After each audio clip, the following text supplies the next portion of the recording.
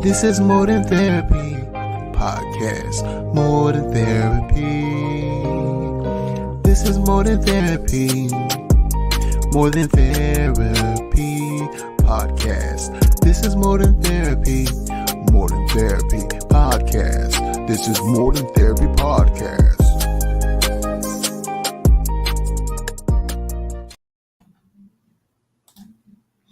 And welcome to another episode of the More Than Therapy podcast. Today we have Miss Hannah Spanke. Spanky. Miss Hannah Spanke, who's going to talk to us about, her life and what led her to be a relationship and life coach. Hannah Spanke is a relationship and life coach and board certified clinical sexologist with a passion for helping couples and singles heal from the inside out. She has a taboo past of nearly a decade in the sex industry, addiction, and more. And through study and deep healing, she has turned her pain into her power. Now helping others to see their own greatness, understand each other better, and embrace themselves fully, mind, body, and soul. Today's guest, Hannah Spanke. Thank you, Hannah, for coming on the More Than Therapy podcast on today's edition. Thank you for having me. People are led to the area of being a helper, what we call helping agents, helping persons, empowering people, because oftentimes because of a journey that you wouldn't think normally would lead you there. And in doing so, sometimes they find healing. They find that I've done so much damage, I've done so much wrong, or the way I lived was so wrong, or whatever. I want to help people that might find themselves in that same boat or same situation, and they can find a better way. Some of us say that they want to be what they wish they would have received. Hannah, tell us about your journey regarding wellness and recovery and what led you to be a relationship and life coach.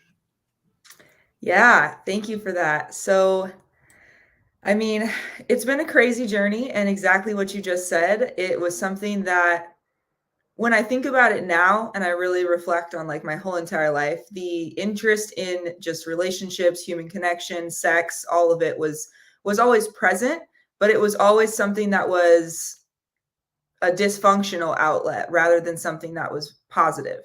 And so I remember being as young as 9-10 years old, Googling things like, what is sex? What is lesbian? Trying to figure things out.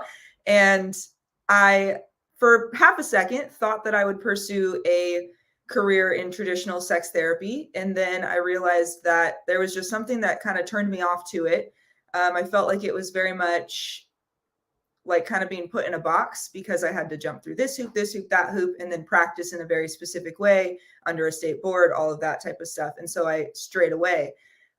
Fast forward a few years later, in high school, I started partying very, very heavily.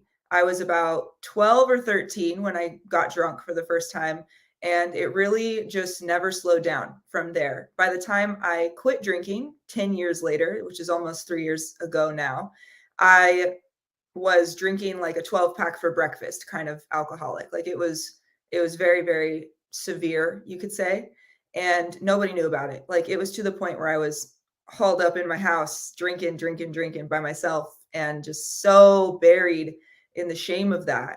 And it very much went hand in hand with the turns I took to get myself into the sex industry. It was never my intention, but I ended up there. I remember being 9 years old. I really think that this is like the seed that planted everything. I remember being 9 years old. I had a conversation with my dad in the kitchen. It's crystal clear in my memory. He was trying, now I understand as like an adult where he was coming from and what his intentions were, trying to, I guess you could say, warn me about men's intentions at times and ulterior motives, etc., when it comes to dating and sex and all of that, because at that age I was already starting to get a little bit boy crazy. But he told me almost word for word that men will give love or fake love for sex, and women will give sex for love. Crazy to think that he would say that now, but I remember being really pissed off hearing that from him, thinking, that's not true. That's not true. And then as I progressed into my teenage years, I became very promiscuous in high school. And that is exactly what played out. I remember chasing, like the desire to be claimed by somebody. I wanted to be somebody's girlfriend. I wanted to be somebody's person that they chose. And I never was. But I always was the person that was having sex with them. I was the one giving them the things that I thought was like the treasure chest that was going to get me that title in exchange. And it never did. And so now that's one of the things I help people navigate and shed that kind of self-worth issue so that they can be in alignment with the relationships that they do want to have versus giving, and then being confused about why they aren't getting what they want in return. So by the time I was 16, like a month after I turned 16, I graduated high school.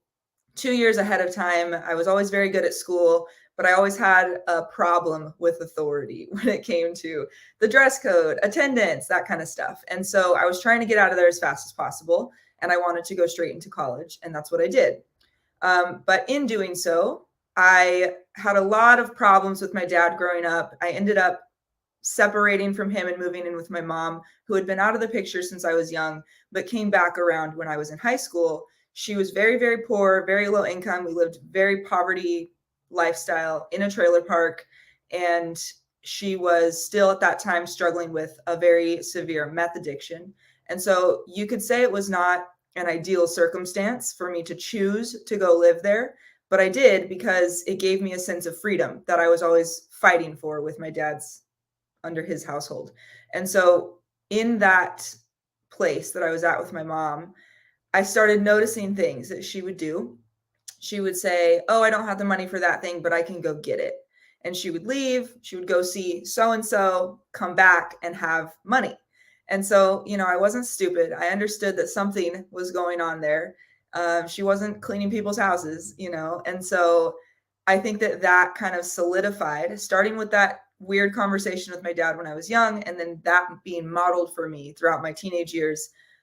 It really solidified the idea that as a woman, I could commoditize my body.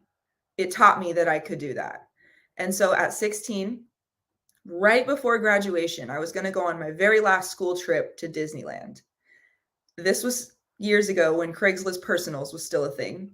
And so this was before Craigslist Killer documentaries and all of that. So I hopped on Craigslist. I remember just like shaking in my boots. I was so scared doing this, but I did it anyways. I made a list of all of my attributes, my physical features on this ad and said, send me these kinds of pictures, this kind of info about yourself. These are my prerequisites or whatever I was calling parameters at that time. And I just remember being like jarred. I was shook. I got so many responses right away, 30, 40 pictures of people's dicks in my inbox. And I was like, what the fuck? That was the first time I had ever seen anything like that coming at me in that sort of energy. And still don't know how I justified this in the moment, but I went forward. And the first time I ever engaged in something to do with sex work was at the age of 16. I met somebody. This is so crazy to think now, but I met somebody in the middle of the night, total stranger, in an orchard of all places. And we had sex. He gave me $100. And I thought that I was rich. I thought I was rich. I thought I made it. And so I took that money, went to Disneyland, and I was so thrilled to have like this newfound outlet that I could get money from when I needed it or when I wanted it for something. And so that was a perk, but at the same time, and I didn't really realize the level of trauma I endured during this time until years later, I was also having nightmares. I was having these flashback images in my head all the time, not being able to sleep, waking up in cold sweats, the whole thing. And so it was rough for me to process, but also I don't think I did process it. I just kind of justified it and kept going, focusing on the thing that I thought was the positive in it. And then I kept on going. So I took a little break. I was a little scared, shaken up. I didn't do anything for a year and a half or so. And then at 17, I had a fake ID. I realized still that I could commoditize my body in this culture. That's what we're taught. You know, you drive down the freeway, unless you're in Vegas, maybe you see pictures of women in their bras and underwear all over the place. It's not really the same in the reverse. And so it's just, we get inundated with this concept that you can do that as a woman. And so I did. And I stepped into the stripping industry, I guess you could call it, but I wasn't legally allowed to at that time because I was only 17. So I used my fake ID to go to a house stripping company where they do bachelor parties and that sort of thing, because I knew you didn't need a social security card. So I went there, signed up, and at the time I was lying to my boyfriend about it, first serious boyfriend, and he was very jealous, very controlling. And I, funny enough, wanted to do this anyways so that I had enough money to buy him Christmas presents. So funny now when I think about it.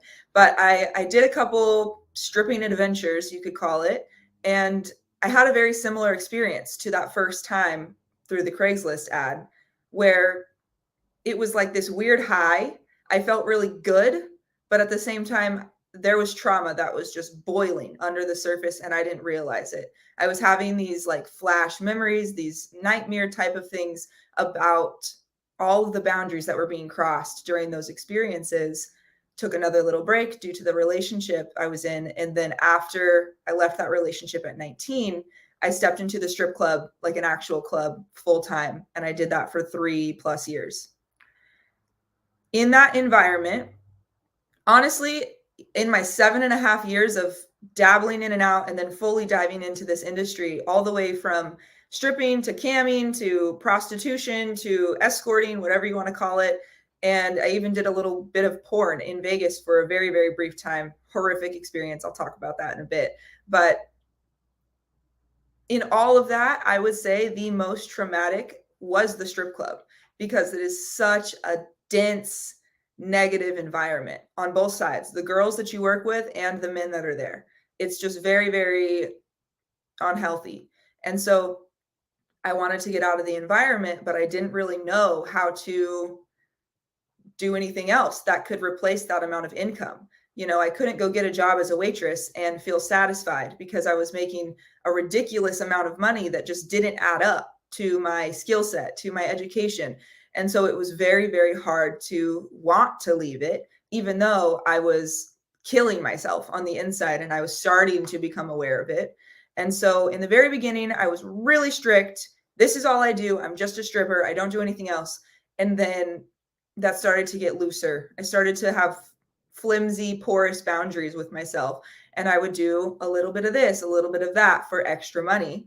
And then eventually, a halfway turning point or so in that 3 years, I started meeting my most regular, solid clients from the club outside of the club. After the 3 years was up, I couldn't take that environment anymore. And I transitioned into full-time escorting, what I called escorting, but really it doesn't matter what you call it. Escorting, call girls, prostitute, hooker, they all have different images when we think about them, right? You think of escort, you might think of like some pretty woman type of situation, somebody making thousands of dollars to be flown across the world, versus you think hooker, you might think of somebody that's unattractive walking down the street in desperation. It's all the same. So I just want to really humanize the whole entire thing, because it is a human experience, regardless of the connotation on it. And so just bringing some mindfulness to the different terms we use to kind of justify the picture we're trying to paint, it doesn't really change much. So I was calling myself an escort, sugar baby, you could say. I was going out and having long-term relationships with these men, anywhere from like 1 to 3, 4, 5 years. And so depending on their situation, on what our agreements were, I would see them weekly, monthly, a couple times a week when they were in town. It was all over the place, but I, just like a hairdresser, I had a clientele. And so that was what I did for years. And the impact that it had on me, I thought was very minimal. I thought it wasn't a big deal. But it was constantly reflected back to me as that's not true through my romantic relationships. I was in romantic relationships. I was in long-term, serious relationships with boyfriends. And doing this at the same time. And so, as you can imagine, if you're a woman, you can imagine, like, holy shit, how could I ever tell my partner I was doing that? If you're a dude, you can imagine, wow, I could never be with a woman doing that. And that's understandable because it is hard. It was hard. I'll tell you that. And so, a lot of self-worth triggers came up all the time in these fights with my boyfriends. And now, coming full circle, having done all of my own inner work to really heal from all of that wounding, I can see now in retrospect that the source of why I was even in those kinds of relationships where they were choosing me but also not approving of me was because it was a mirror. It was a mirror that was equivalent to my inner world at that time. It was validating my lack of self-worth because mentally I was justifying, oh, I'm just going to go see this guy. I'm going to make $500. I'm going to go do this. I'm going to go do that. And then we can go out tonight. We can go party. And it was very much this like fast and loose lifestyle. And I thought I was quote unquote happy because I was in control. And that's a different story. I get real riled up talking about how sex work is packaged so horribly as women's empowerment when it is absolutely not. It's quite the opposite. I thought I was empowered doing it. I really did. I felt like I was the one taking advantage of somebody else. And not to say that that's a good angle to have anyways, but I thought that I was in charge. I thought that I was in power. But deep down on a soul level, my unconscious self knew that that was not the truth, knew that that was not what was really happening. I was really sacrificing myself left and right. I was abandoning myself left and right. I was in codependent relationships in my private life that were constantly mirroring back to me that I wasn't good enough. And I was allowing that. I was tolerating that. And I kept choosing those people because on the inside, that's really what I knew to be true about myself. I knew that I didn't feel good enough in myself because while I was selling myself on the idea of empowerment, on the deepest level, I knew that I was dependent on these men. And as long as that's the case, you're not empowered, you know? And so I was putting myself in situations. Thankfully, I never had a very dangerous encounter or anything that was very sketchy come up. Like I said, the worst ones were ever in the strip club, actual strip club environment.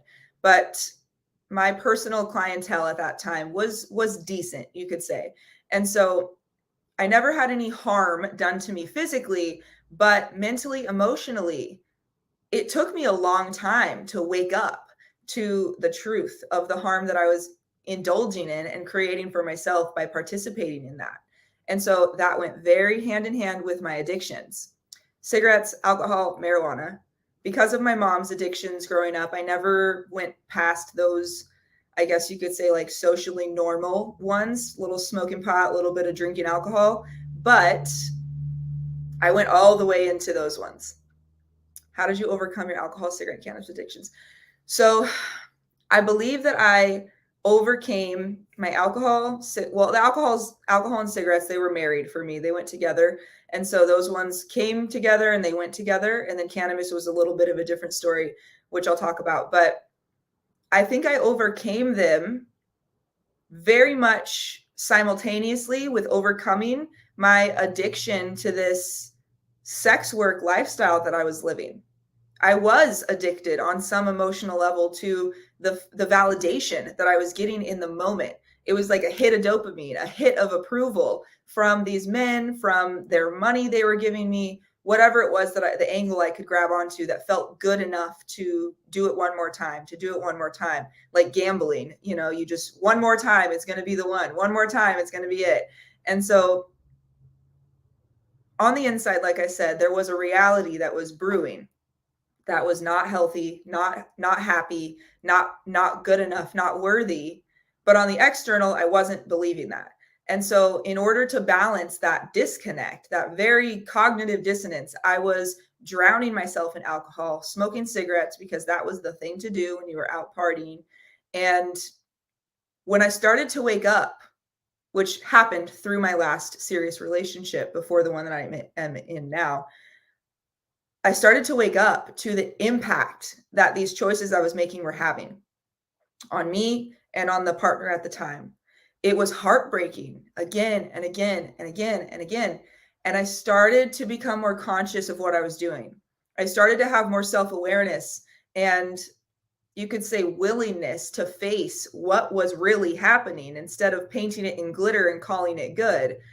I was willing to face the truth that I was giving myself away in ways that I wasn't actually okay with. I would have never done those things for free, you know? And so I was giving myself away in ways that I wasn't actually okay with in exchange for something external, whether that was the pat on the head telling me I'm so great, I'm so pretty, or a stack of cash. None of that, truthfully, was ever going to make me happy. And when I finally broke enough to realize that, it came with the crumbling of that relationship. I stepped out of it. It was a mutual decision, but it was the most painful breakup I've ever been through. And I completely believe that it was very much tied to how much my self-worth or lack of self-worth at the time was being reflected to me in that. So really letting go of the relationship was like letting go of this identity I had created for so many years that I wasn't good enough.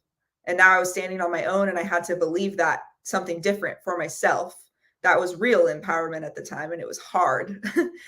Letting go of alcohol, all of that happened in the same couple of months. The breakup, the quitting all of the addictions, and leaving the industry, all in a little nest chunk of time.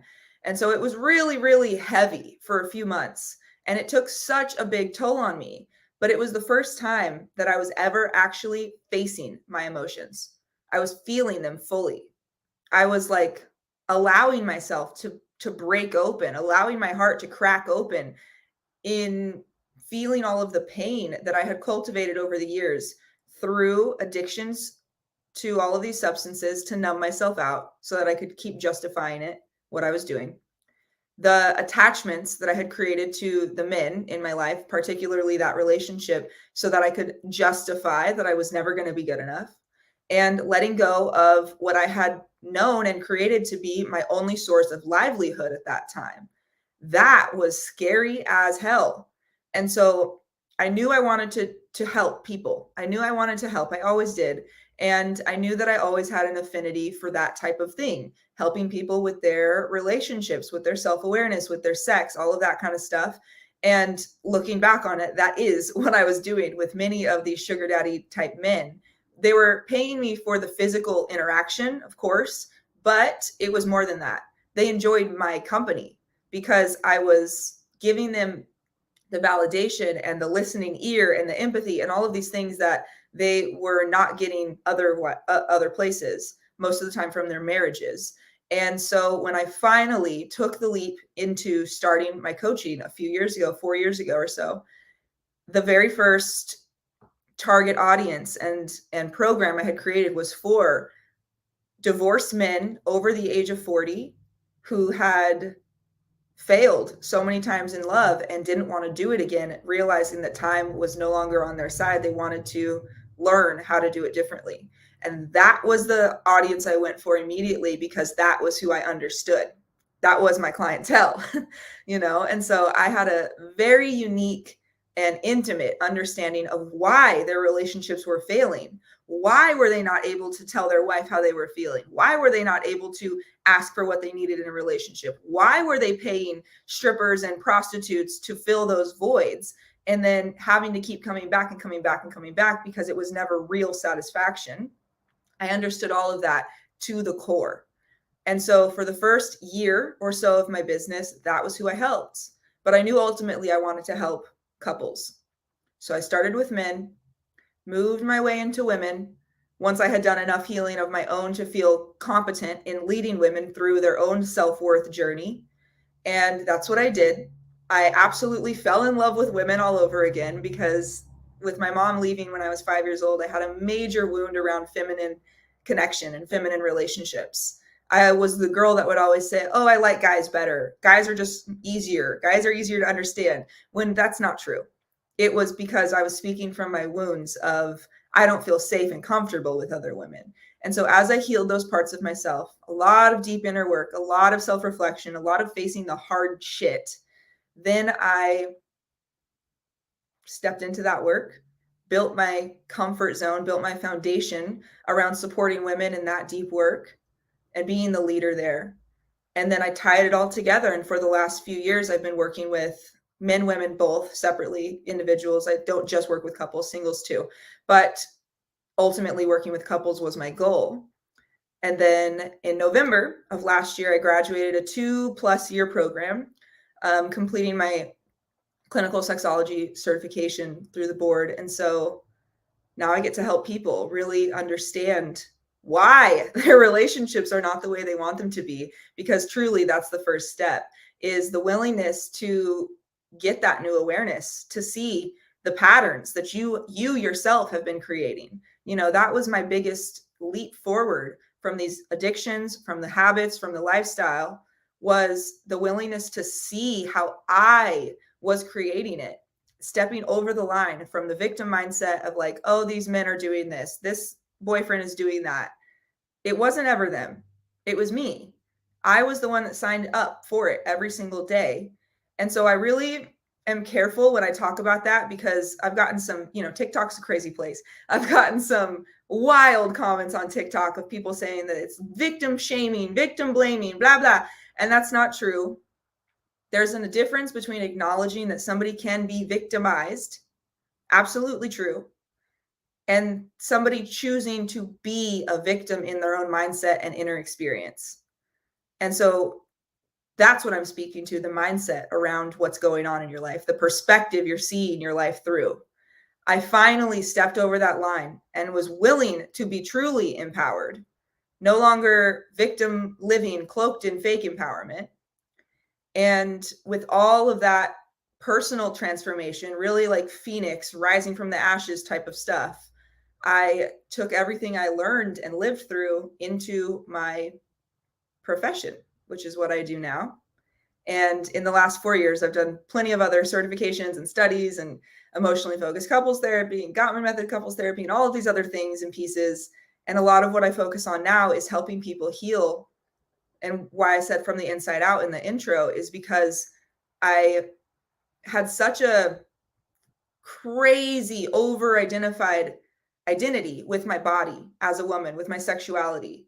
Starting to charge for my coaching was impossible feeling, but I could charge twice that much for an hour of some dude's time before that when they had access to my body.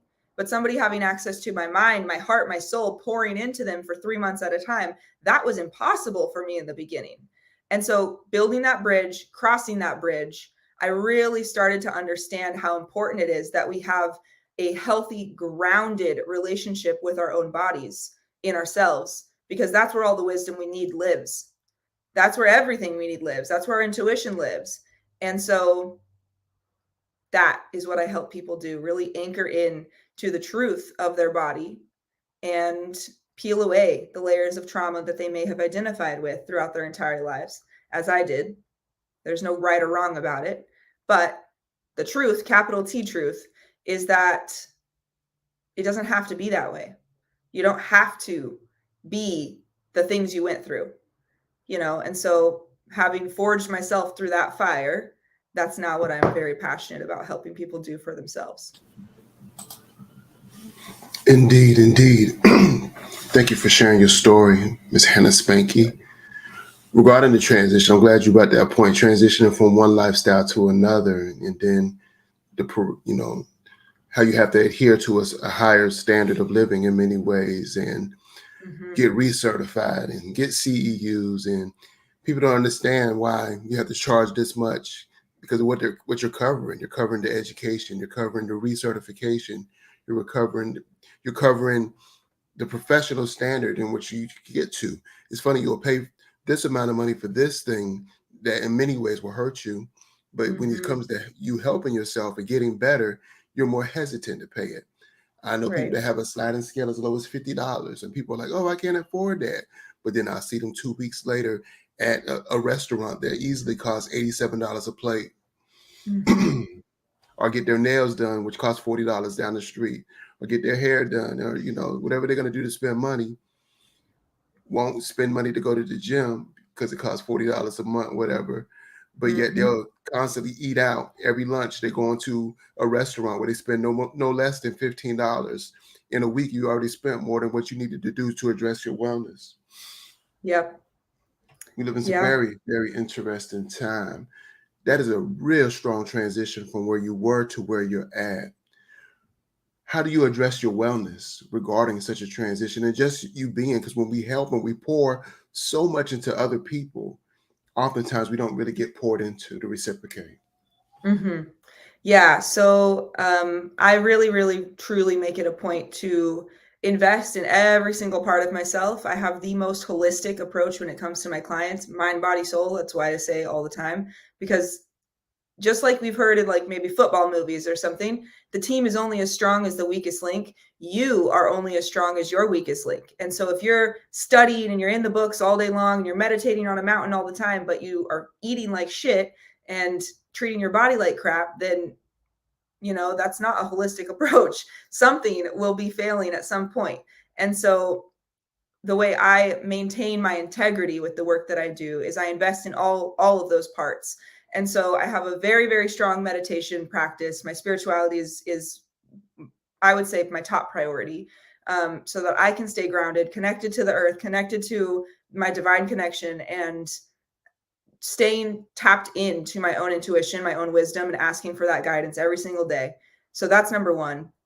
I invest in my health. I actually, in the last few months, I hired a trainer, and I was doing some things on my own before that, a lot of walking, that sort of stuff. But I realized I didn't know what the fuck I was doing. I needed help.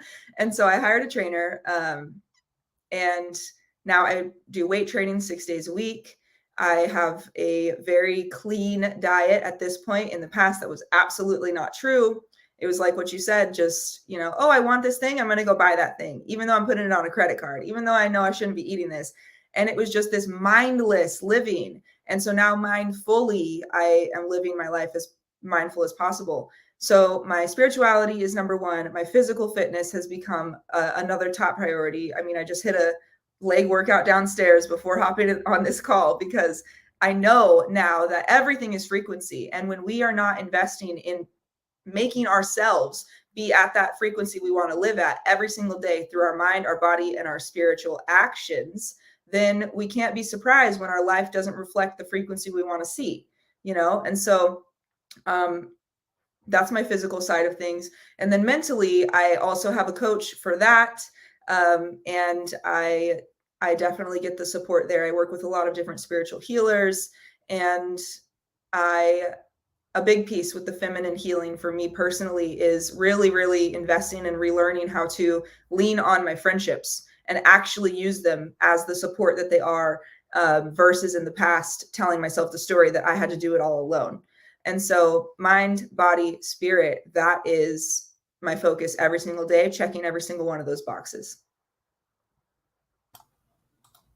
Indeed, indeed. Sound like you're doing what you need to do to address your wellness and recovery as you address those that you help regarding their wellness and recovery. It's a beautiful place to be.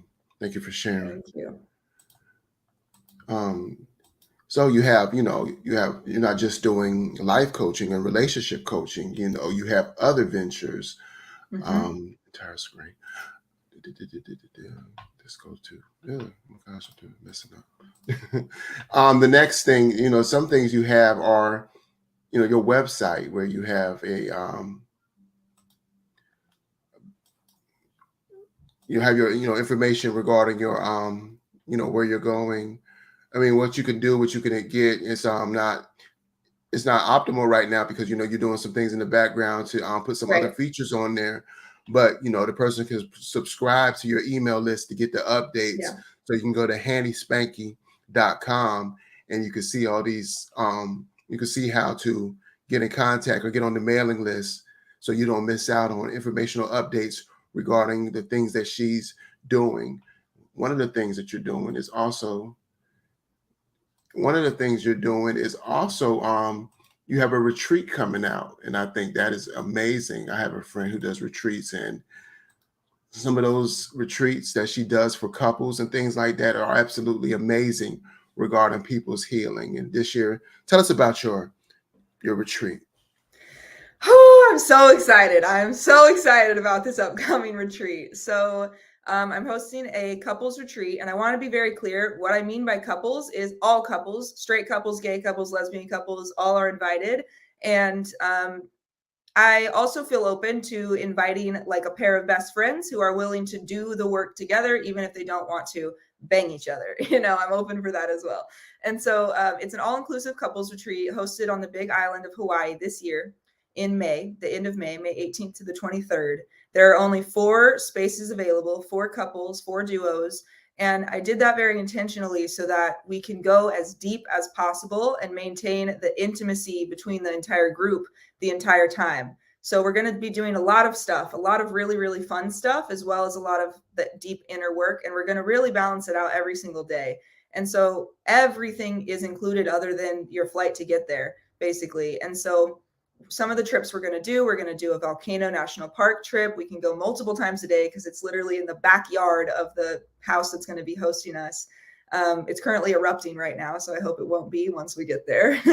We're going to go to a couple waterfalls, black sand beaches. We'll have a private chef with us the entire time, a photographer with us the entire time, so all of your memories are preserved.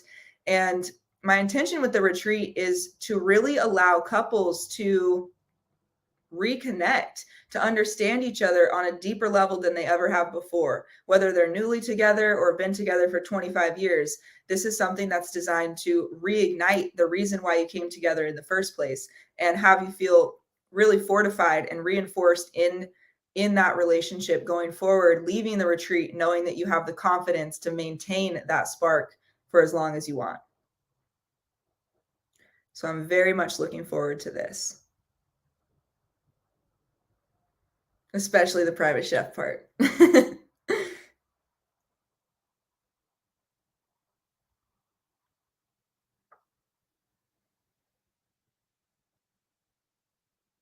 I don't hear you.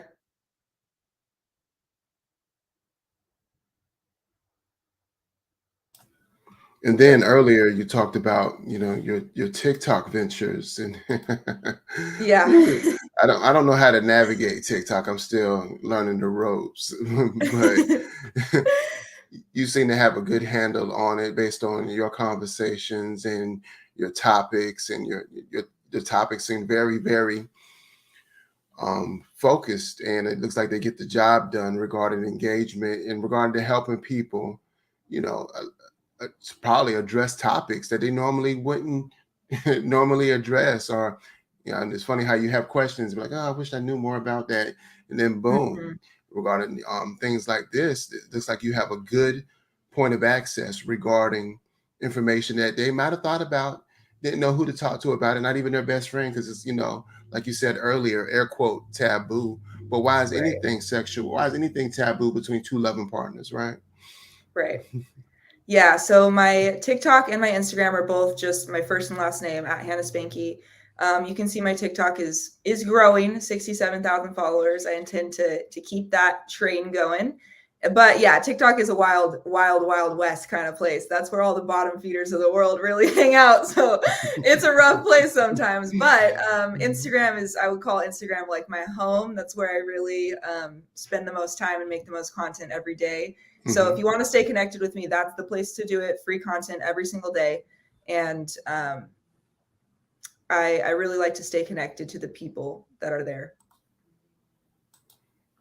Indeed. It's a wonderful space. I spent some time there yesterday, and I don't normally subscribe to people, but I was like, you know what, there's some good stuff on here. I'm going to subscribe. Thank you. And then your podcast, which is what I'm very interested in. Fuck Yourself Happy. Tell us about your podcast. Or, I mean, my podcast. I can read it right here, but if you want to use that. Yeah. So my podcast has been a very long time coming. It's something that I knew I wanted to do for years. And then I finally, just like so many things that we've talked about, had the self-worth to do it. And so about a year ago, maybe 9 months or so ago, I started it. And it was just very lax. Like I just made it clear, like I'm going to do this whenever I feel called to record something, I'll do it. And so over the last 9 months of last year, I recorded probably 7 episodes, maybe 6 or 7 episodes. One of them is a 2.5 hour long, like movie length episode, tell all about my whole entire sex work journey with a Q&A at the end that people submitted. And that one is my most played episode. It's really, really exposing, I would say. I think it's the 3rd episode. And then this year going forward, I definitely wanted to implement a little bit more structure so that there's more structure for the listeners to know what's coming, to know what to look for. And so going forward for all of 2023, I'm releasing a bi-weekly episode. So every other week on either Monday or Tuesday, there will be a new one out. And I am pretty free flowing with how it comes out. And in the very beginning, it might have been before we started the recording, you used the word raw. That is very much the style of my podcast. I don't even have an intro. I don't have an outro. And I'm liking it that way. I'm just like, hey guys, what's up? This is the show. This is how I'm feeling today. And this is what we're talking about. And then I go into a lot of stuff about self-worth, a lot of stuff about higher perspectives of relationships and how you can really make the most out of them.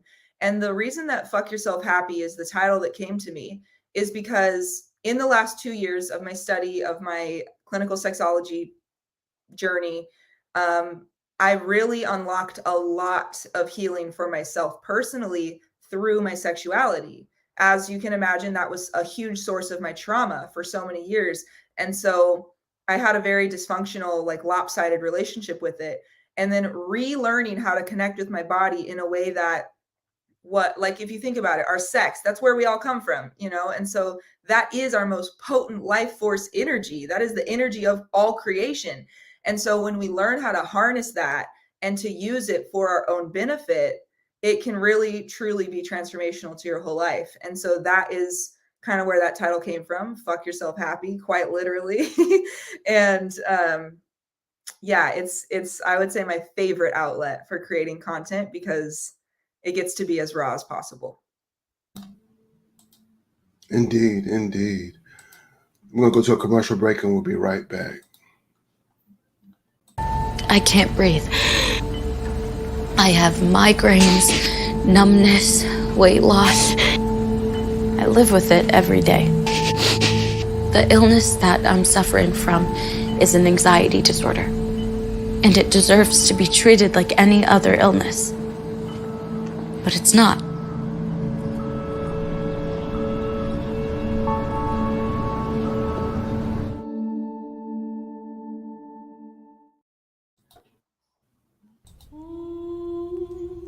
Hey, boss. Okay. I said I'm fine.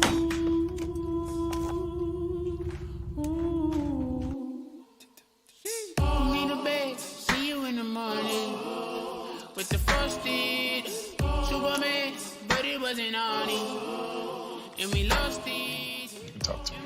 It's been really, really hard for me.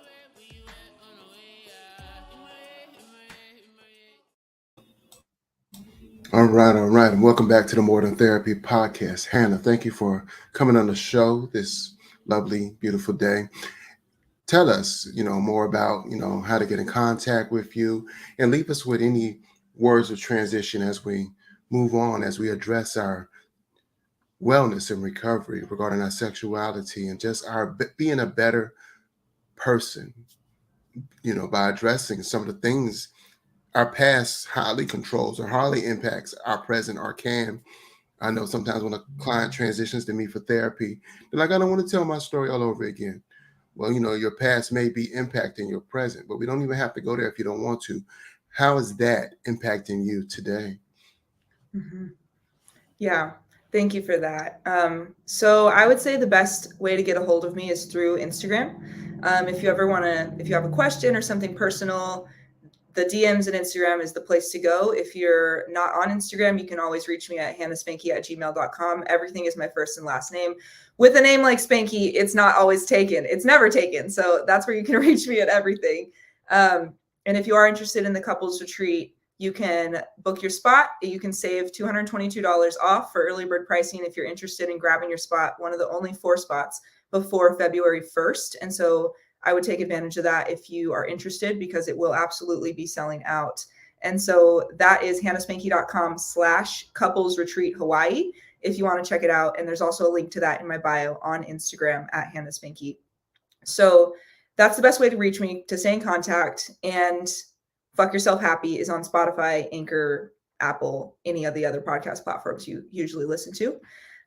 Now, as far as some words of wisdom to leave you with, what's coming to mind is two things.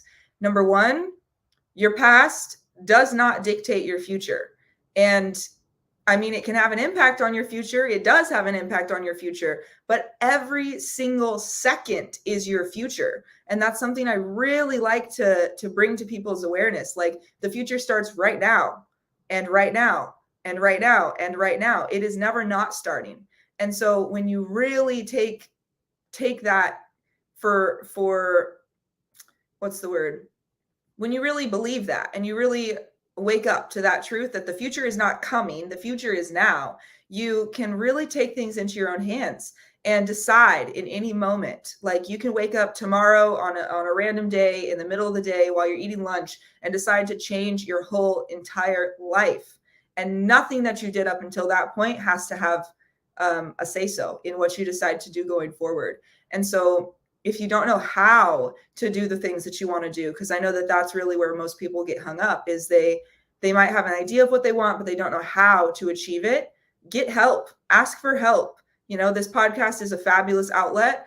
You can reach me specifically if you're interested in the work that I do and how I help people on Instagram and my email and other places, like I mentioned. Get help, because I guarantee you there's somebody that exists that knows the path, that has been down the path, that you can relate to, that you vibe with, that is more than eager to help you achieve everything that you're wanting. And so I think a lot of times we sell ourselves short by buying into the story that we can't do it because we don't know how, or because we have to do it alone. And that's just not true.